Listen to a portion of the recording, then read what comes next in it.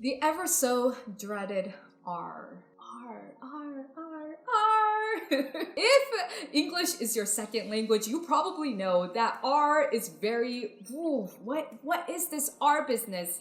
And if you don't speak American English, then you might not even know that you're doing your R's wrong when it comes to American English, or at least American English accents.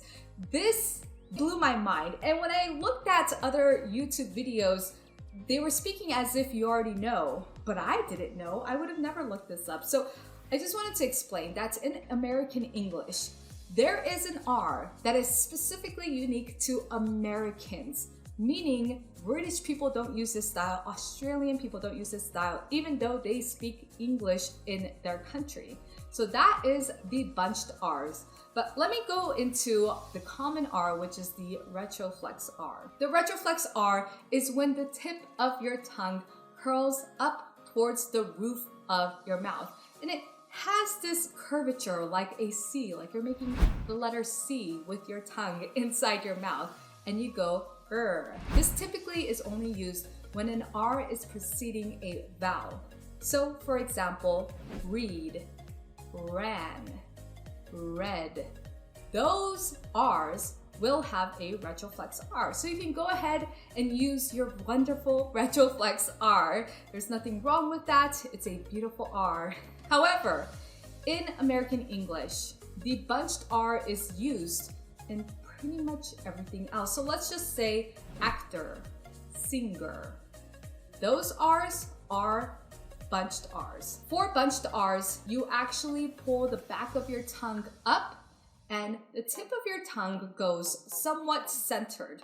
So when I say centered, it's low centered, so it's not the center of your mouth, but it's low centered in your mouth. It's just pulling back away from your teeth, away from your dental, right? It's just pulling back. Instead of going up in a curvature, it's gonna pull back. So when we say singer, what I'm doing is pulling back. Now that we know that a bunched R is used in American English when it's not preceding a vowel, how do we do this amazing, incredible bunched R? So here are a few exercises you can do to achieve this wonderful R. Step 1, get a mirror or get your phone and put it in selfie mode, because you're about to look very deeply into your mouth and check out what your tongue is actually doing. It's very difficult in the beginning because you are so used to doing R's in one way. To switch it up is quite challenging, I should say. So be kind to yourself when you're doing this. You might not get it right the first time, maybe you will, but it doesn't matter. Don't judge yourself and just go ahead and act silly. It's a fun time. Practice this as I do it with you. And remember, you can always come back to this video. By the way, if you really want to know the exercise on how to do bunched R's, please, I really do work hard on these videos. So if you could just give me a like down below, it would be highly appreciated. So thank you so much. If you happen to want to know what the exercise is, please give me a like and we can move on. Step number 2 is go ahead and concentrate on lifting the back of your tongue towards your throat. So just push it back.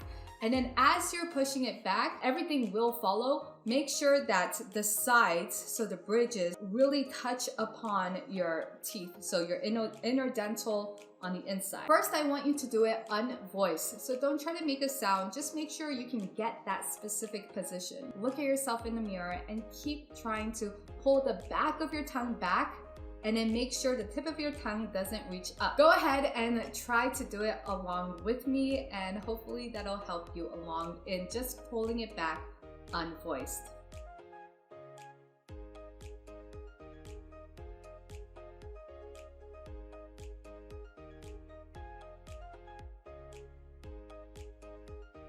Now I want you to put a voice to the position. So you go ahead and go R.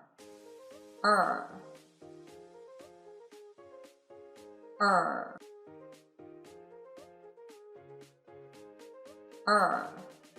Due to sound bias, depending on the language that you're used to hearing, or your primary language, or the language that you currently use a lot, you might not be able to hear certain sounds, but to an American English speaker, When you say singer, we typically hear the R, even though it's not the same crisp R as a retroflex R as singer, singer, singer. See, that's the retroflex R, and then there's singer, singer.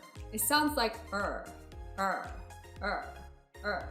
which to some people might not sound like an R, because when I say the letter R, I do a retroflex. What I'm trying to say is be confident in your weird sounding R and go ahead and practice with the sound. So do it unvoiced first, check yourself in the mirror, and then do it voiced. And then go ahead and say a word like singer, singer, singer, and do the bunched R, and then actually try to do the retroflex R and hear the difference. Once you get the sound of the bunched R down, you really need to put that into your subconscious to know when to use the bunched R and when to use the retroflex R. Even though you consciously know that, okay, retroflex follows a vowel, and then the bunch R is the standalone, or when it doesn't follow a vowel, you probably won't be able to think about that while you're talking. So what I recommend is to go ahead and download my tongue twister list. And with that tongue twister list, practice every day. Go to the R section. I have an R section specifically for this, where you can do it every single morning.